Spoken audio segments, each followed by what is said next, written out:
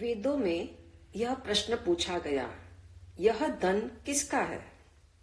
किसानों ने कहा, धन हमारा है। हमने हल चलाया, बीज बोया, धरा को जल से सींचा और धान्य की रक्षा भी की, इसलिए धन हमारा है। सैनिकों ने कहा, हम सीमा पर खड़े रहकर इस धन को विदेशी आक्रांत से बचाते हैं, तो यह धन हमारा है। पुलिस वर्ग ने कहा, यह धन किसान का नहीं, सैनिकों का नहीं, यह हमारा है। हम चोर डाकुओं से इसकी रक्षा करते हैं, तो इस पर हमारा अधिकार है। पंडितों ने कहा, हम लोगों को सत्य का बोध देते हैं। धन वैभव सब माया है, इसके पीछे मत भागो। दूसरों का धन मत छीनो, यह पाप है।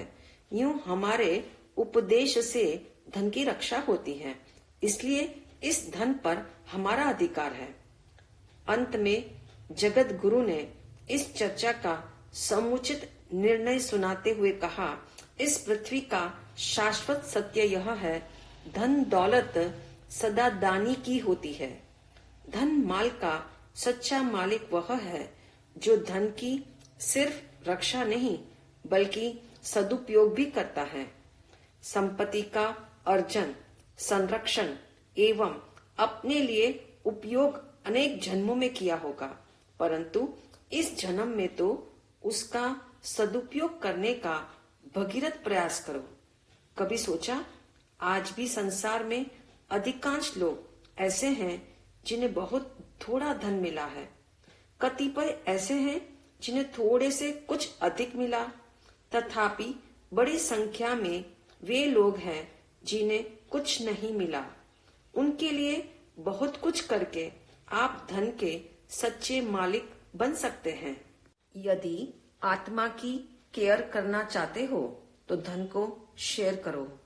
भगवान महावीर का अपरिग्रह सिद्धांत भी यही कहता है, जो अतिरिक्त है उसे बांटो और अपनी जरूरत को लालच मत बनने दो। तनिक सोचो, आपके पास मारुति गाड़ी हो या BMW हो, इससे रोड नहीं बदल जाती। आप इकोनॉमी क्लास में ट्रैवल करो या बिजनेस क्लास में, इससे आपका डेस्टिनेशन नहीं बदलता। आप टिटान की घड़ी पहनो या रोलेक्स की पहनो, वे दोनों भी समय तो एक जैसा ही दिखाएंगे। अतः मात्र इतना ध्यान रखो, जीवन में आवश्यकता की पूर्ति हो, किंतु धन विलासिता का साधन न बने। सच्चा अमीर वही है जो दूसरों का हक नहीं छीनता तथा अपने धन से सदा दूसरों का भला करता है। आज की परिभाषा में कहें तो अमीर वह है जिसे सोने के लिए नींद की गोली न खानी पड़े और जागने के लिए अलार्म की जरूरत न पड़े। कहा भी है, अमीरी और गरीबी का संबंध पूंजी से नहीं है। लालची मन गरीब और संतोषी मन अमीर। ऐसे अमीर ही धन के सच्चे मालिक बन सकते हैं। स्मरण रखना, धन केवल अवलंबन है, साधन है। जैसे बूढ़ा व्यक्ति लाठी से चलता है या फिर लाठी उस बूढ़े को चलाती है। वस्तुतः लाठी बूढ़े को नहीं चलाती और ना बूढ़ा लाठी को चलाता है।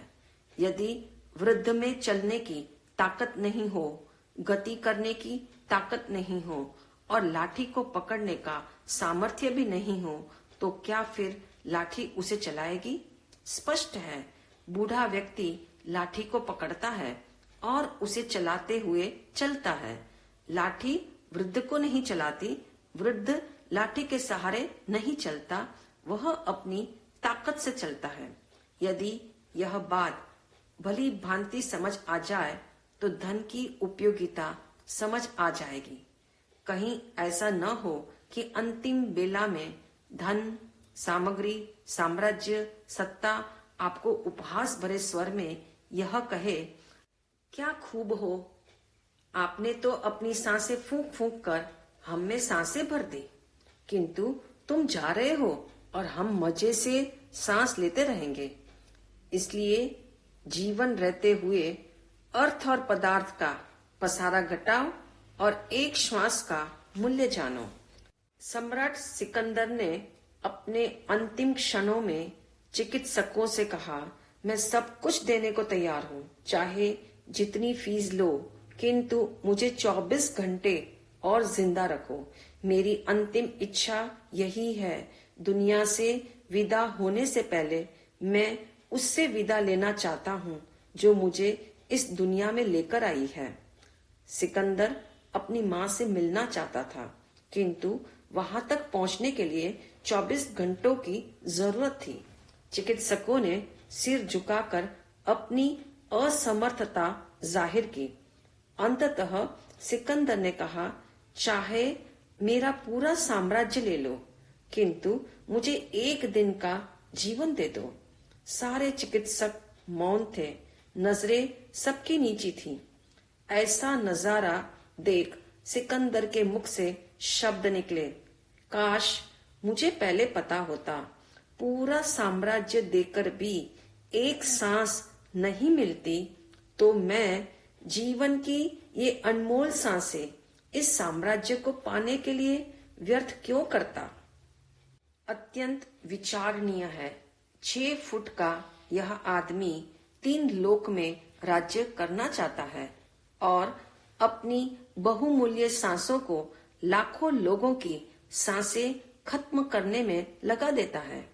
सांसें मूल्यवान है, साम्राज्य नहीं। यह समझ सिकंदर को जीवन की अंतिम घड़ी में आई, जब कुछ करने के लिए सांसें नहीं बची थी। शांत सुधारस ग्रंथ में लिखा है, पुद्गल प्रीति विहीन है।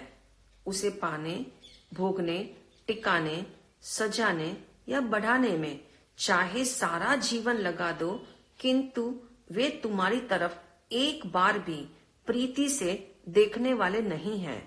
फिर भी क्या तुम उसे बटोरने, टिकाने, संभालने, बढ़ाने, सजाने एवं उनकी ममता करने की मेहनत कश में अनमोल जीवन की सारी सांसें लगाना चाहते हो? जैसे खुली आंख से कोई दीवार से निकलने का प्रयास नहीं करता, ऐसे ही जिनके पास विवेक चक्षु है वे भी पदार्थ से सुख प्राप्ति का प्रयास नहीं करते। विवेक उचित की तरफ ले जाता है और इच्छा इच्छित के लिए दौड़ाती है।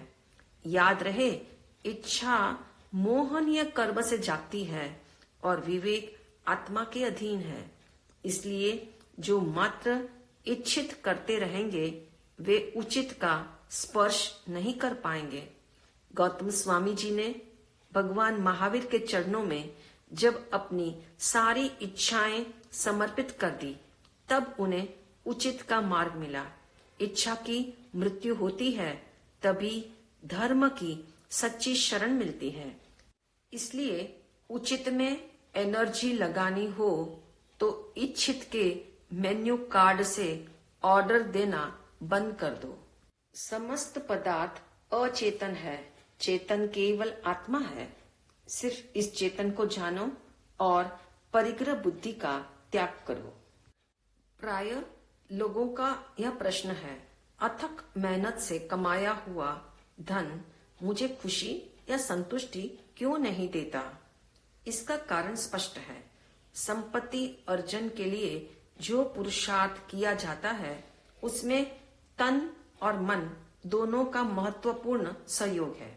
मुश्किल यह है, तन एवं मन की गति में बहुत अंतर है। तन थक जाता है किंतु मन नहीं थकता। मन के माध्यम से और का तार निरंतर बढ़ता ही जाता है। चाहे आप तन की मेहनत से 5 करोड़ तक पहुंच गए हो, किंतु मन तो 50 करोड़ का माइलस्टोन दिखाता है। इस रेस में निर्दोषता, स्वस्थता, प्रसन्नता सब लुप्त हो जाने से चिंता जीवन को घेर लेती है। इसलिए कहा है, हे जिंदगी, तेरे ख्वाब भी कमाल के हैं। तू गरीबों को उन महलों के सपने दिखाती है जिसमें अमीरों को नींद नहीं आती। सचमुच संपत्ति न सुख दाता है, न दुख दाता है, न मोक्ष प्रदाता है। इसलिए अपरिग्रही बनो। जिस दिन यह समझ आ जाएगा कि धन का संग्रह प्राप्त होने से पहले भी दुख देता है, प्राप्त होकर भी दुख देता है और छूट कर भी दुख देता है, उस दिन प्रज्ञा का जागरण होगा और आत्मा में अपनापन करने की भूमिका 100% वाली तैयार होगी।